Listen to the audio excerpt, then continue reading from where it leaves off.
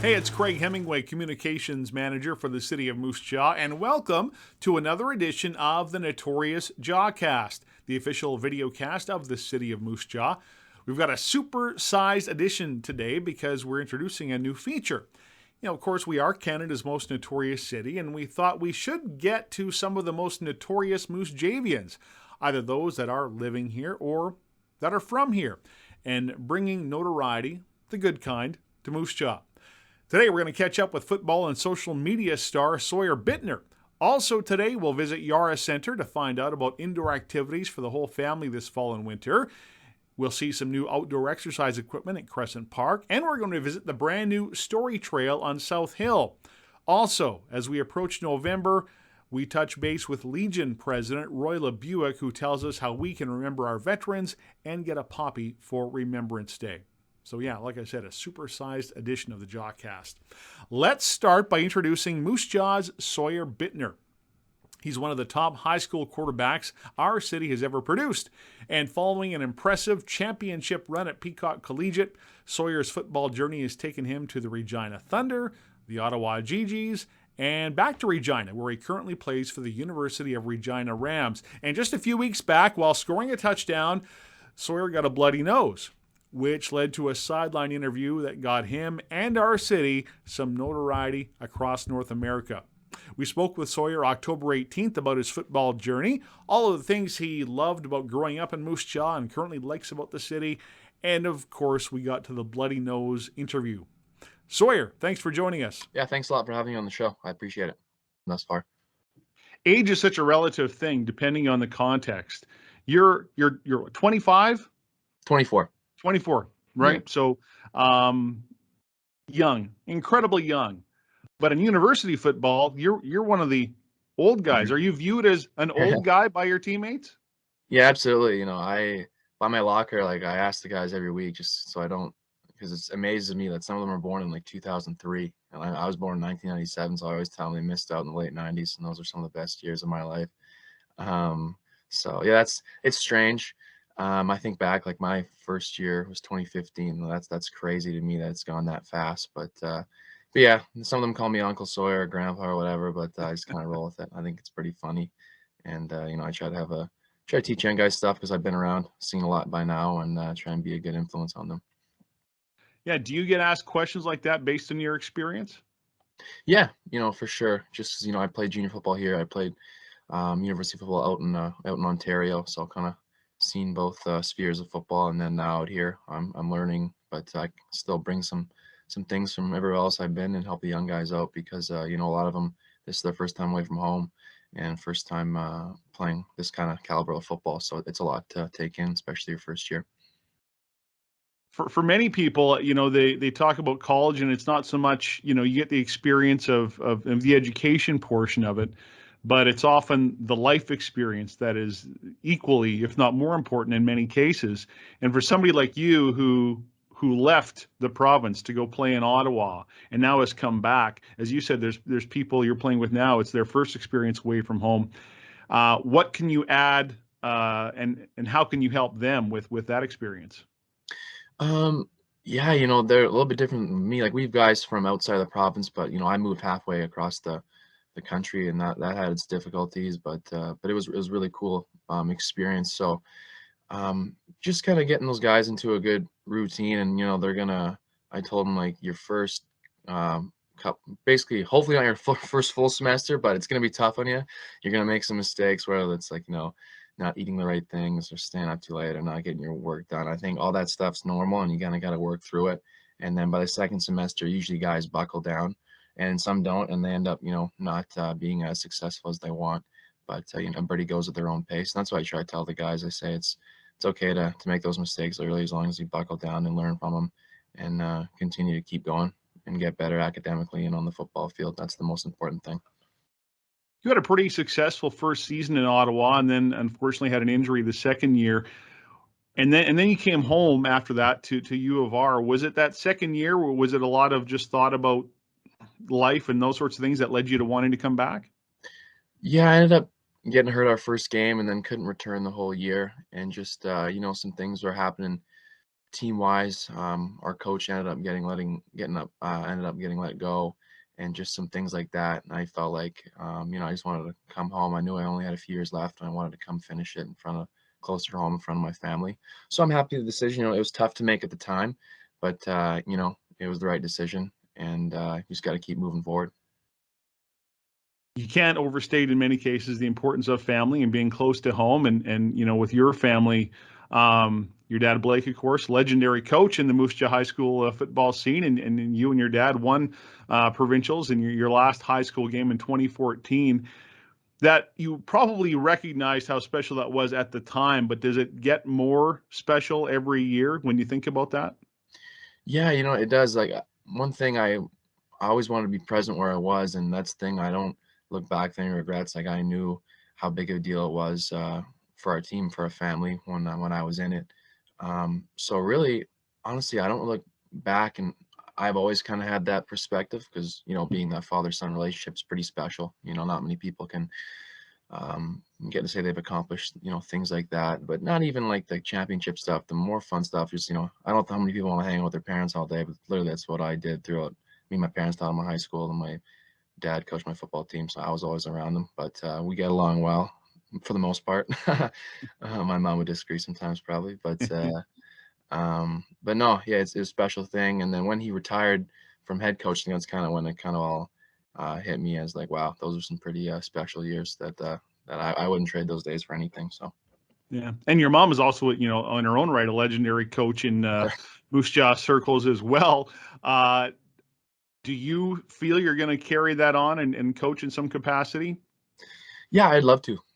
I mean, they've had, I can't even, the words couldn't, I don't have enough words to, put in perspective how much they've meant to my sister and I's success. Not even on the field. They don't really care about that, but just being good people, and trying to uh, trying to represent Moose Jaw and ourselves and our family in the best way possible. So, I definitely would want to carry on that legacy, whether that be in Moose Jaw or somewhere else. I'm not sure, but that's definitely something I can see in my future for sure. When you think about some of your high school days, who are some of the other athletes, and whether it's teammates or players you played against, some of those legends of the time that you recall? Um, guys I play with, Levi Paul, a really, really good receiver I play with, a John Thunder, who went on to play McMaster University, one of my best friends, and just um, I think our relationship, you could kind of tell how it was on and off the field. Threw him a lot of yards, and he made me look good a whole bunch. He's another Moose Jaw scumbag, like to call ourselves too. So he's kind of like myself, pretty funny guy. Spencer Barrett, another great uh, teammate and friend. McGuire Abel, who I play with today on the Regina Rams. Those are a lot of guys I look back and think of guys who I played with, and then played against a lot of good guys. I remember those Yorkton teams we used to play against. They had a lot of good players, on Central and Vanier. And that's a cool thing to look back and see guys that maybe moved on, even guys that didn't move on, guys I think, wow, they probably could have. Um, but no, I think that's kind of, if you look back, I think it's always something I want to bring to Regina, because they're always talking about, the great players they've had. But, if you look at, we're a much smaller city, but we've had tons of good players that have played, junior football, college football, and even in the CFL. So I think Moose Jaw has had a great minor football system, and then high school, we've had a great high school system as well. I think that's carried on. I could ramble on about tons of good players that have come through, Dylan Barker, Kalen Browning, Scott Schultz, all those guys. But like I said, I think people, if you look closely, you can see that there's tons of good players that come out of Moose Jaw. Why do you think that is? Like I said, Mary, I think we're just a gritty place. I think we buckle down, and I mean, if you're not from Moose Jaw, it's easy to kind of overlook it, I think, sometimes, because I have lived in bigger cities where I think people have done that. But I think we're a good sized city, um, just sitting on the outskirts of Regina, and I think if people kind of trek more this way and take a closer look, you can kind of see we got a lot of good athletes and a lot of good football players in the city. And I think our football culture has been strong for a long time, and I hope it continues. And I hope I can you know continue it moving forward.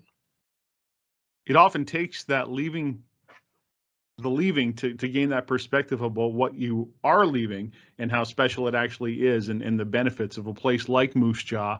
Mhm. And when you go somewhere, Ottawa, and then any other cities, bigger centers, and you go, wait a minute, for all the ragging that you might do on your hometown, or you hear about it, this is actually there's a lot of benefits to being here. Do you find that's true? Oh, absolutely.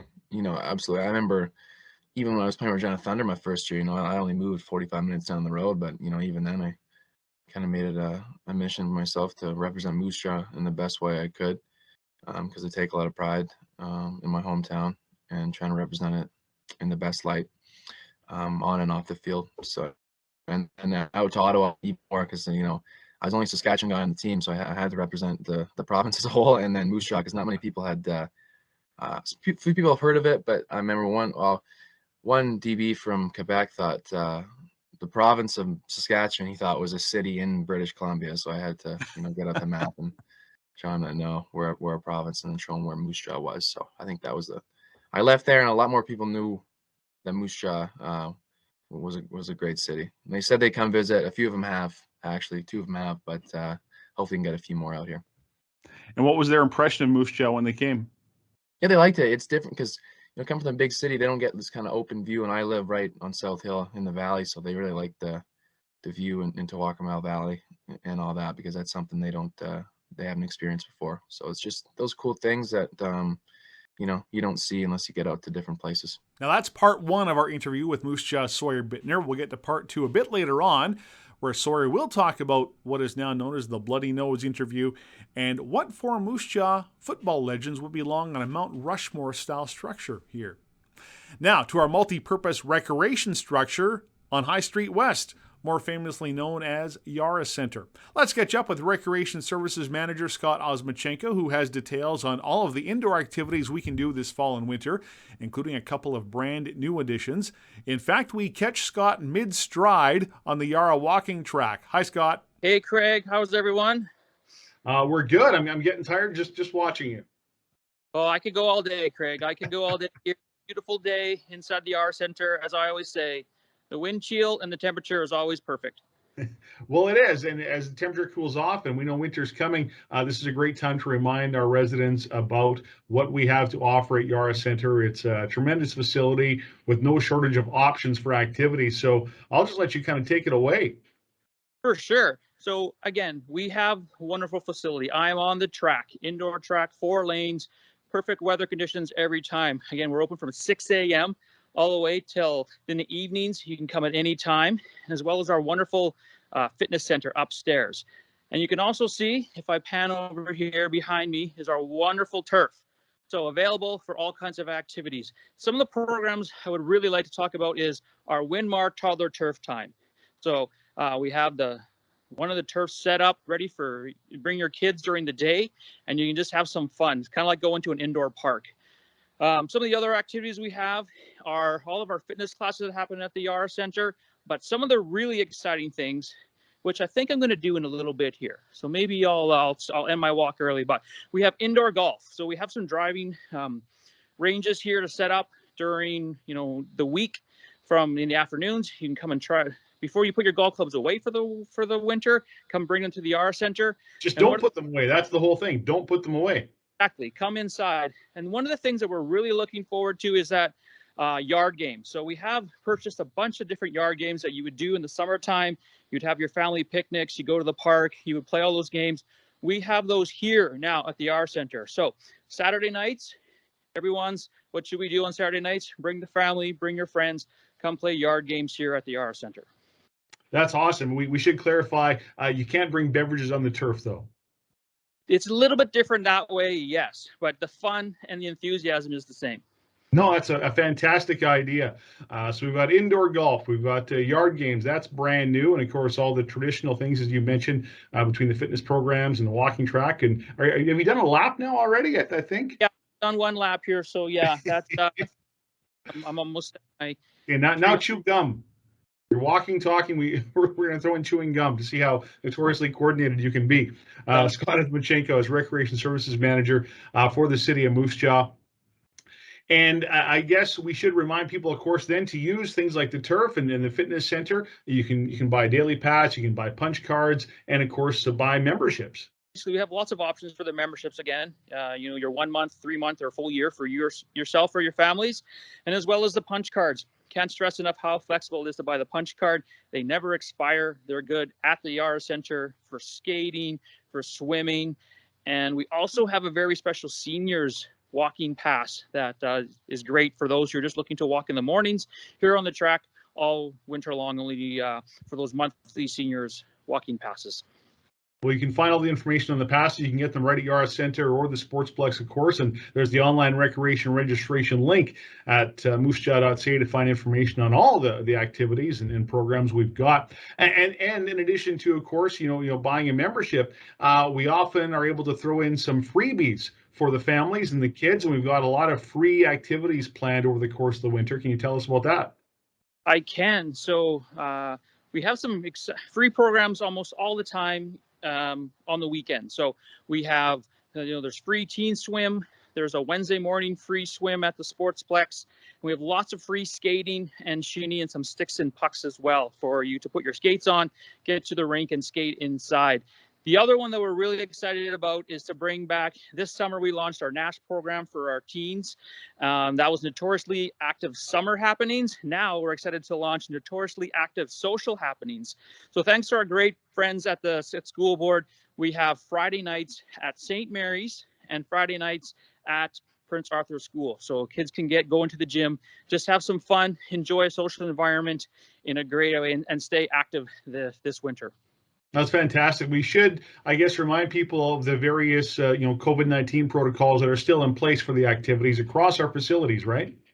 That's right. So the way I kind of make it simple, if you go in the water, you go on ice, or you go on turf, you don't have to be double vaccinated, and you don't necessarily need to wear your mask like myself right now. If I want to go to the track, take my mask off, I simply just show either my vaccination proof or a negative test, and I can take off my mask when I'm doing my activity. When you're just kind of hanging out, when I'm watching, if I'm sitting in the stands, you still need to put your mask on.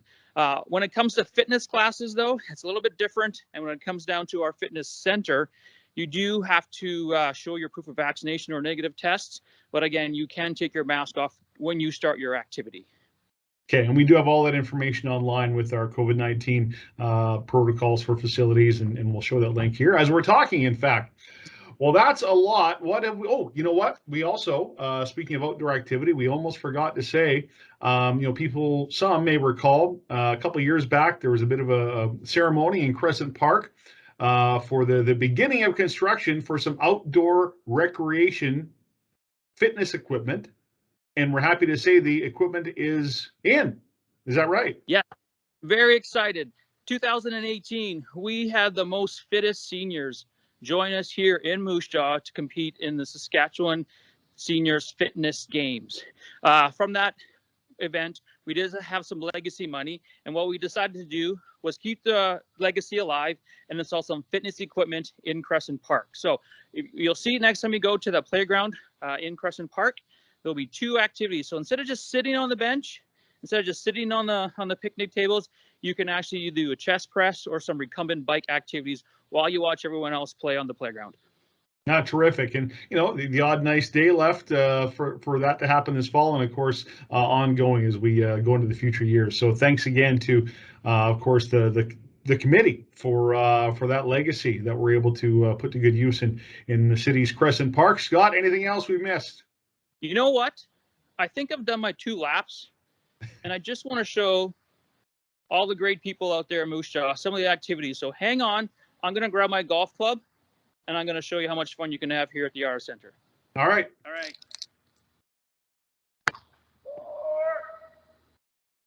All right, so that's one activity, like I said. The other one is, if you see right here, we have our, all right, ready?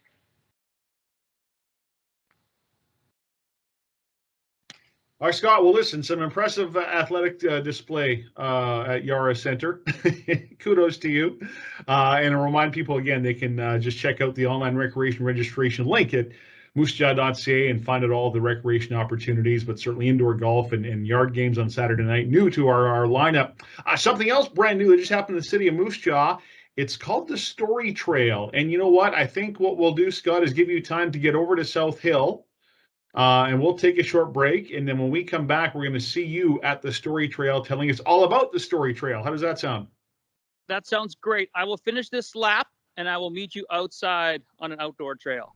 Yes, we will see Scott at the new Story Trail on South Hill in just a few minutes. Also, still to come, part 2 of our interview with Notorious Moose Javian Sawyer Buettner. But now let's visit Roy LeBuick.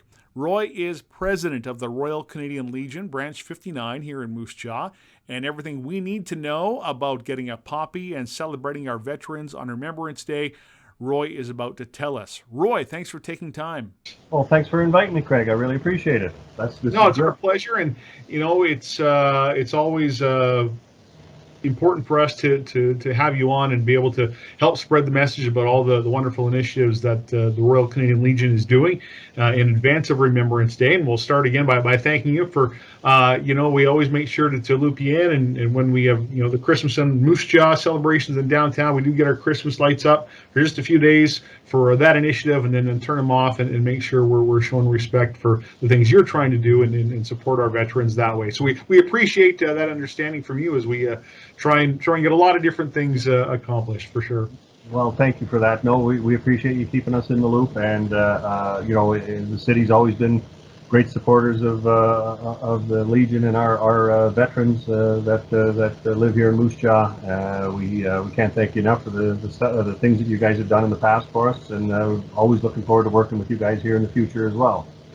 As we record this on October 26th, we're just a few days away from Poppy Day. The boxes, the poppies, you're about to get them out all across Moose Jaw. Yeah. So tell us what happens on Poppy Day this Saturday. What are we going to see? Well, there'll be members of the branch, volunteers. We'll be located around Moose Jaw, standing outside on street corners and that, selling poppies. All day from 9 o'clock till about 3 o'clock on Saturday. This Saturday, October the 30th. It's very special as well because this year, 2021, also marked the 100th anniversary of the poppy. Back in 1921, the veterans of the day had decided that the poppy was going to be the flower of remembrance for all of our veterans and our fallen comrades. So it's kind of special this year that 2021 is the 100th anniversary of the poppy. So there will be people out and about downtown and around Moose Jaw selling poppies, and we'll have our poppy trays out at local businesses as well.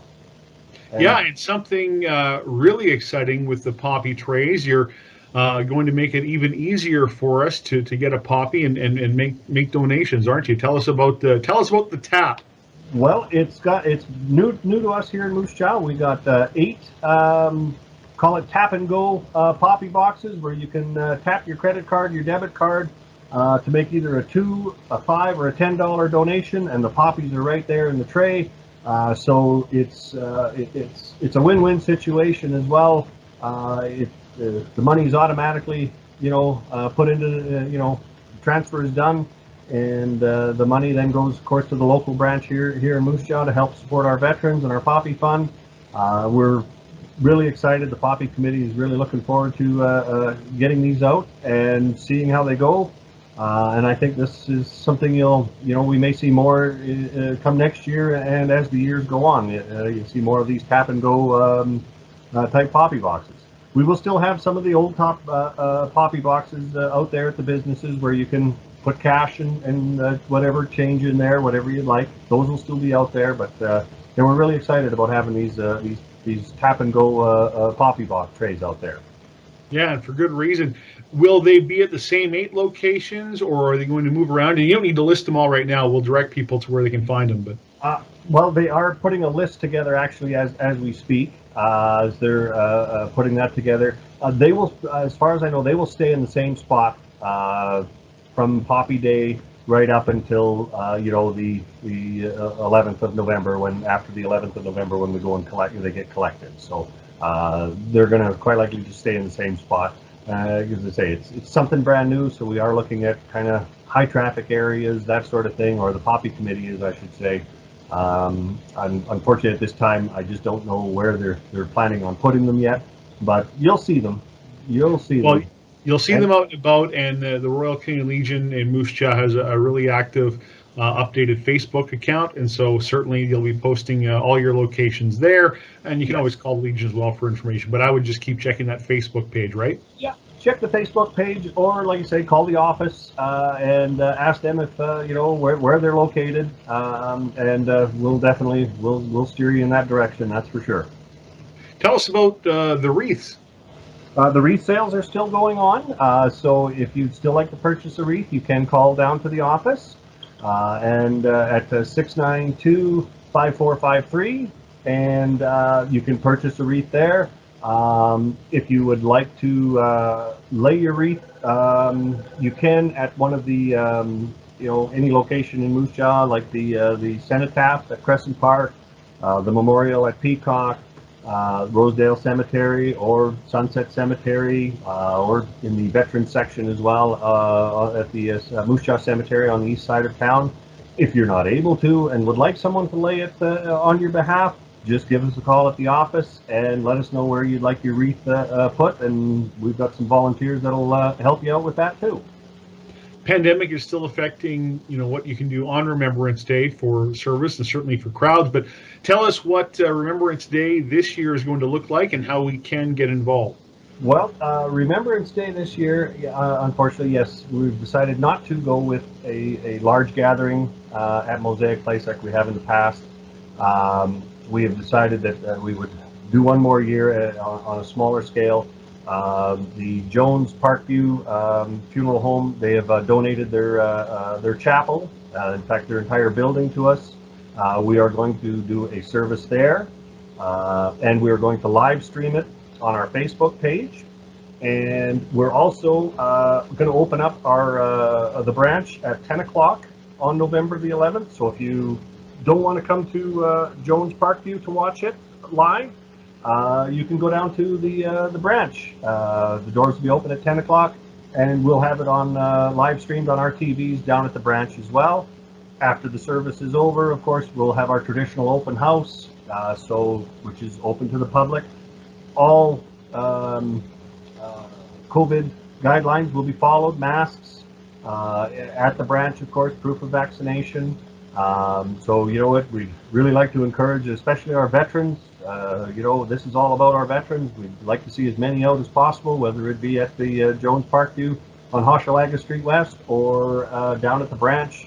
And you know what, the community at large as well. You know what, we're always they're always been a great supporter of our veterans. So we'd like to see as many people as we can. Unfortunately, you know what, seating restrictions at Jones, of course, is limited to about 150 to 200 people, and the same down at the branch. We can seat somewhere around about 100, 120. So yes, it is a smaller scale, but we're trying to be safe. We want to keep the community safe. We want to keep our veterans safe. So hopefully next year we'll be able to do our usual Remembrance Day at Mosaic Place, but this year, another year of just a smaller scale service. So. Well, congratulations to you and the Legion for finding those ways to still do a nice service and to be able to give that option for people to be able to see it. So I think that's excellent. Roy, how long have you been with the Legion in Moose Jaw now? How many years?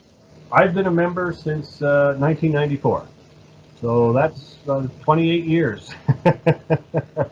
Why did you get involved, and what keeps you remaining with the Legion? Well, I wasn't able to serve my country, but I thought I'd do the next best thing and serve those that did. I had family that have served in World War II.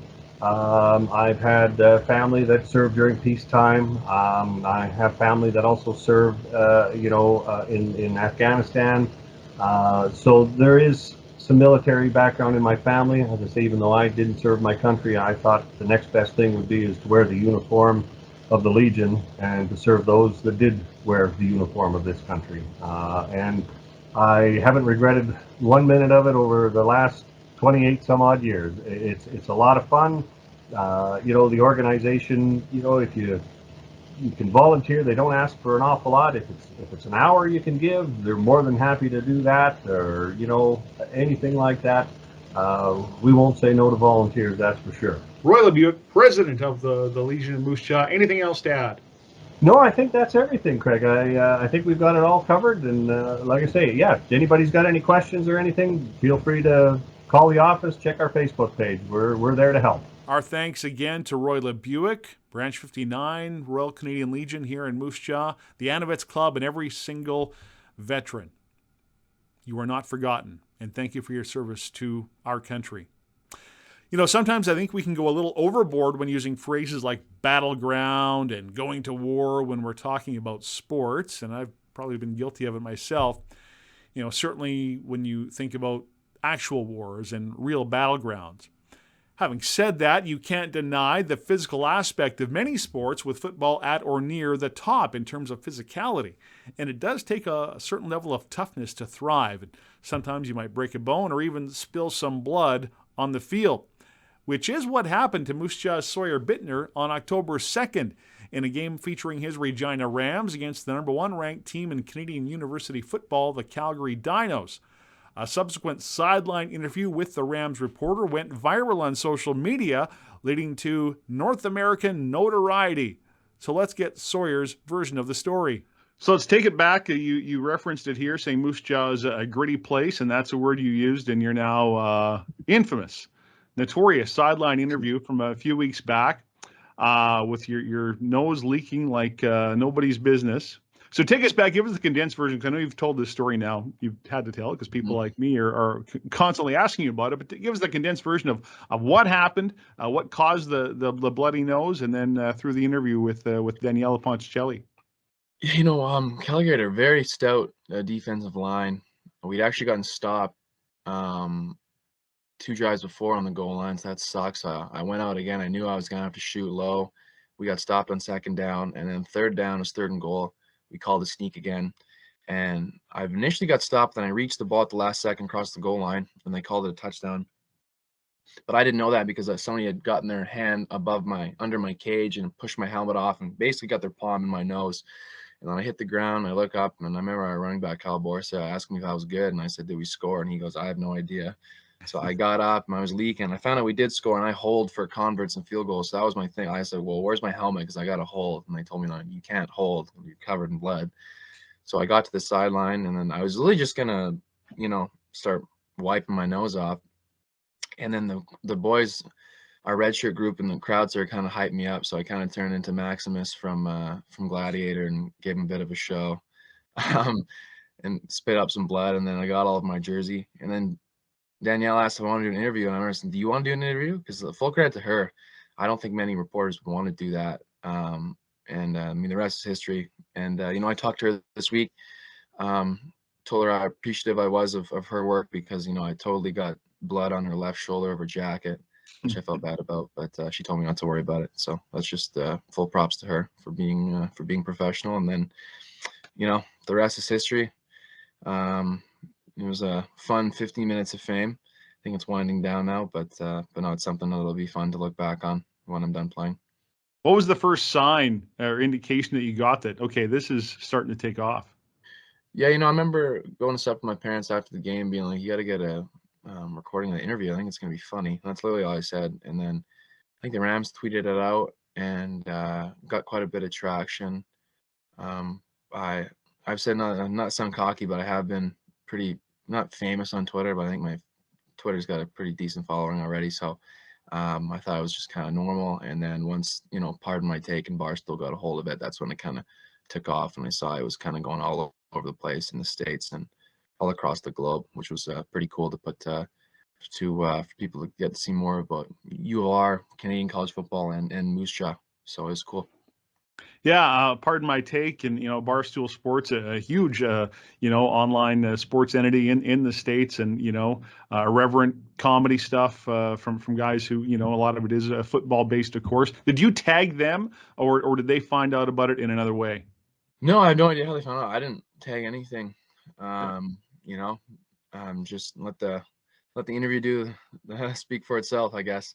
And then I guess it caught the right eyes. So it was, I remember my buddy texted me and told me I was on the podcast. They talked about me. I think they called me Sawyer Buettner. They messed up my name, but no, they talked about Moose Jaw, and then Billy Football, who's like one of the guys on the show. I tweeted at him that if I win Football Guy of the Week, they got to come to Moose Jaw. And he said he would bring the boys, but if only I won, if only I became the mayor of Moose Jaw, that's when he comes. So I guess I got to work on my my campaign to get the boys out here. So. Well, unfortunately, it happened just past the nomination deadline. Otherwise, Yeah, you could have got your papers in. It's unfortunate timing. Yeah, too bad. Maybe next year. Have there been, I guess, have you got any strange requests at all out of this, or anything from further away outside the borders? No, I did a podcast with a guy from Miami. I have no idea how he reached out and asked me if I want to do it. I said sure. So that was cool. Asked him if we could do an exchange. He could come to Moose Jaw, I could go to Miami, because I've never been to Miami before, and he's never been to Moose Jaw. So just cool things like that, getting to meet different people and get different perspectives, which is something I enjoy about life. So. You mentioned your social media account. You're a great follow on Twitter, by the way. And how many followers do you have? I think it's close to about 1,500 right now, or something like that, I think. And when did you join? Like, how long have you been on Twitter? Oh geez, 2013 maybe. Yeah, I really don't care about the follow. I just literally use it to put out funny stuff or share ideas, and that's basically it. If I think something's funny, I'll tweet it out, and then the rest is history. So usually turns out cool. It doesn't strike me that you're somebody who's sitting at home and taking a long time to craft the perfect tweet. You're just somebody, you have that thought and you're putting it out there. Is that pretty much it? Yeah, I think if you think about it too long, you're gonna water down your own ideas. I think you can't let it marinate too long. I would give it about a minute, and if you like it, tweet it out, and then I'd give it about another minute, and if you look at it on your phone and say I don't like it, then just delete it. That's usually what I do. But because me and my friends got some weird sense of humor, so sometimes I think something's funny and then no one knows what it means, so I'm like, oh shoot, well, but it is what it is. I think that's the cool thing about Twitter. There's some negative stuff that comes with it, but there's also some good positive stuff that like that interview, and positive stuff that can go viral and make people laugh and uplift their day. And then that's cool. If I can be a part of that, then by all means, that's what I want to do. And humor can be a very tricky thing, especially on social media. Again, what's funny to you, and then when you tweet it out, it can lose its context, and there's a million ways it can go wrong. Have you ever tweeted something out and then had that second thought, like, oh no, what did I do? No, not really. I don't keep it too edgy. I'm usually just poking fun at myself or my mom or my degree or something like that, or keep it in the family or whatever. So that's usually what it is. So I know it is tricky. It can happen, but I'll keep doing my thing, and hopefully don't get myself in too much trouble. Is this your last year of eligibility? Last year of football? No, I believe I could have one more yeah. So I graduate in December, so we're kind of make some decisions and then see what happens from there. So right now, when I came back, kind of told myself I was going to stay present in whatever I'm doing, and I don't think too far ahead into the future or behind me. Just kind of be where my feet are and keep it moving. What are you studying? History. Yeah, tweet about that a lot too as well. So maybe future unemployment. I don't know. We'll see what happens. Yeah. What about history has fascinated you the most of all your studies? What has really caught your attention? It's always been something I've been interested in. And then actually my first year at university, I had a good professor, George Hoffman at UVR, kind of break it down. He said, literally the word stories in history. And he said, that's literally all it is stories. And I was thinking, wow, that makes a lot of sense. Cause I love a good story, and history is full of them. So when people say, well, I hated history class, I'm like, well, you're probably looking or reading the wrong stories, because it literally cannot be boring. It's like the study of human history. Like, there's way too much interesting stuff for you to be bored. So I guess it's the only thing that kind of pisses me off if somebody says they enjoy math or science more than history. I don't get it, but to each their own. So Strikes me there might be a really healthy balance for you taking history in a day and age where we've talked about social media, and in the social media world, the hyperbole is often such that everything's labeled as the worst ever, the best ever. Nothing like this has ever happened before or will ever happen again. I suspect taking history, you may be able to look at that and go, you know what? In many cases, we've seen this story play out over and over again, just with some different context. Is that anywhere near being accurate? Yeah, I think there's a strong correlation between that, like past events, present events, or future events. The history usually does repeat itself in many different forms, and that's something I've been learning throughout my education here. It's gone it's gone on a bit longer than I hoped, but like I said, take the long way, so I'll be well versed in every. I mean, the guys on my team joke that I've taken every history class at U of R, and I think, man, I probably have. But no, it's been the history department at U of R has been great. It was good at Ottawa as well, but it's very, very interesting to me. I don't know what I'm going to do with it as far as employment wise, but like I said, I'll tackle that when I get there. Is there such a thing as a dream job that's in your head? Me, I don't, like I said, I don't. Do I think like I don't know. I think I could do a lot of different things. I probably have to narrow it down, to a few, whether that be, coaching or teaching, or getting involved in the media or whatever. Those are maybe a couple different avenues I'd like to do. Maybe do all of them at the same time. Just a few quick Moose Jaw questions to wrap things up here, a little more rapid fire. What was, when you think about the perfect Moose Jaw day as a kid, what would that be? What did that entail? Perfect Moose Jaw day as a kid. I would go watch my dad's football practice, and then usually my mom would take my sister and I to go walk in Waccamaw Valley. And then this is back when we had an Arby's, where the old Quiznos used to be. And I remember we used to hit that as a treat, and that's where my love of Arby's has come from as well. So you can't do that anymore. But as a kid, because Arby's is around and Moose Jaw anymore, that was some of my good times. Good food too. Depends who you ask, but I think it's good. So When you brag about Moose Jaw, what are you saying? just the people, friendly people, and I tried to exemplify that. I'll tell anybody if you're in the city, let me know, and we'll show you around. We keep it simple out here, but we're always having a good time. So I would say the people. When you're telling people about if they're saying they want to come do a tour of Moose Jaw, what are you recommending that they have to do? Yeah, I would say go from downtown to one end to the other. There's no shortage of things you can find down there. Whether it's tourism stuff or local food stuff, and just I think just the scenery down there is interesting as well. So I'd say hit that, and then from there you can branch off any which way. So If somebody was in a bigger center and you wanted to convince them, you know what, you should come live in Moose Jaw. Well, how would you describe life in Moose Jaw and why it's so special? I'd say the size of the city. It's not too big, but again, it is a good size, I believe. And yeah, just the people, very welcoming people. And you know as the city's kind of grown and kind of expanded a little bit, there's no shortage of things to do, whether that's restaurants or outdoor activities. I think right now in the fall, I'm looking at my window, like we have trees are beautiful right now, and Crescent Park, Waccamaw Valley, there's all kind of different things you can get out and do in the city limits. So that's what I would recommend. And finally, who deserves to be on the Mount Rushmore of notorious Moose Jaw athletes? That's four Moose Jaw athletes you think stand out above all the rest. That have either played here or are from here. From here, Dylan Barker for sure, I put up there. Lisa Franks, I put up there. Oh man, people are gonna be mad at me if I.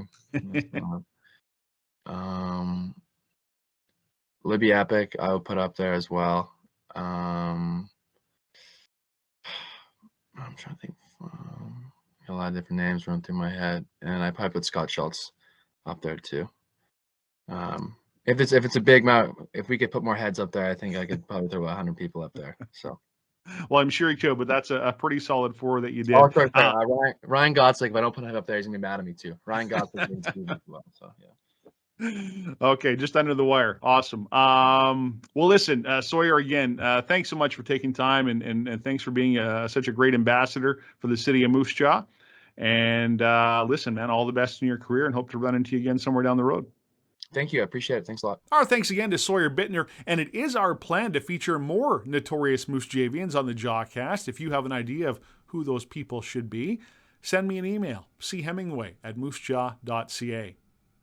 Now let's end the Jawcast with a story about a notoriously unique way to read a story in Moose Jaw on the new Story Trail. The last we saw of Scott Osmachenko, our Recreation Services Manager, he was at Yara Centre, and moments after that interview, he hustled to the corner of 16th Avenue Southwest and Cotto Street, where he is ready to tell us and show us the new Story Trail. Hi again, Scott. Hello, Craig. I made it. Great day to be outside. Yeah, it's glorious as we record this on October 27th, and you were at the site of the beginning of what is called the Story Trail. And actually, I drove by there just a few days ago and took a look down the lane, which we're going to see in a moment, and saw these structures. And I thought, well, what are those? They kind of look like solar panels. They are not solar panels. They are part of the Story Trail. So tell us, what is the Story Trail and how did it get started? For sure. So, yeah, I am here outside on our South Hill Loop here, like you said, at 60th and Cotto. And we've been working on this Story Trail with some fantastic partners. So this started a conversation. This is actually the second Story Trail that is in Moose Jaw. If you go to the Moose Jaw Family Resource Center, they have a Story Trail there, but we wanted to expand it and bring it over here to South Hill. So with our fine friends at Kids First and the Moose Jaw Family Resource Center, we have developed a story trail here on the South Hill Loop. So you'll see there are 16 storyboards here starting on this little loop right here. And I'll take you for a little tour here. Actually, it's really exciting. A great way to enjoy the trail. So right now we have Pumpkin Town is our first story that you can have. So if you walk along the trail, you'll notice that we have all the different stories. So you can take your family, take your friends, come along and just read all these wonderful stories that we have here. So you can enjoy nature. Not only can you just enjoy literacy, but you can enjoy some physical literacy and be notoriously active while you're walking the trail. So that's so Scott, sorry to interrupt. So if we understand this, basically you can walk the trail and you have to finish the trail to actually be able to read the entire story. You won't know how it ends unless you finish the trail. That's right. So yeah, so you'll see here as I'm walking, I'm going down the trail. You do need to walk a little ways through the trail. It's not a long trail, but again, it's great for young kids to come and enjoy this trail right at this this loop here on South Hill and find out about the pumpkin story. Very, very thematic for right now, related to all the pumpkins you see in town. So we thought it was great to have a story about pumpkins. So yeah, walk the trail, basically go from page 1 to page 16, and you'll have a great time here in one of our newest and proudest recreation activities you can do here in Moose Jaw. And the plan will be is to, as time goes on, just replace these with new stories as the new stories come about. Once we pick them, maybe again make them thematic and fit the time of year when we can. Is that really the goal? Yeah, that's the idea, is to make it, work on themes, different stories. Again, the great work that the Moose Jaw Family Resource Center does. They're going to look after our storybooks, and they're going to keep it updated and fresh for you to enjoy year long. Okay, and so year long. So I looked like there was some plastic covering for the pages of the book. So if it does rain or snow, of course, the books will still be able to be read. Yeah, they're all laminated. They're behind plastic. So yeah, it's anytime you want to join the trail, you'll be able to read the story. Okay, well, the Story Trail, again, you can start it on the corner of 16th Avenue and Cotto Street Southwest. Anything else we need to know about the Story Trail, Scott? I think it's open here. Trails are one of our most popular activity. Encourage everyone to go trick-or-treating, have a safe trick-or-treat. And then if you're done, maybe just come read a story, eat some candy along the story trail, and have a great time. Walk off some of that sugar. That's right. Yes, and make it to the end of the story. Recreation Services Manager Scott Osmachenko on location at the Story Trail on South Hill in Moose Jaw. Scott, thanks to you, and again, thanks to, of course, the Moose Jaw Family Resource Center for this great initiative. We hope to see lots of people out there. All right. Happy Halloween, everyone. Our thanks to Scott Osmachenko, Roy LeBuick, and Sawyer Buettner for joining us on this episode of the Notorious Jawcast. Is there somebody you'd like to see in the Jawcast? A feature we should do about a city program or service? Let us know what you want to know. Email me, chemingway@moosejaw.ca. Thanks for watching.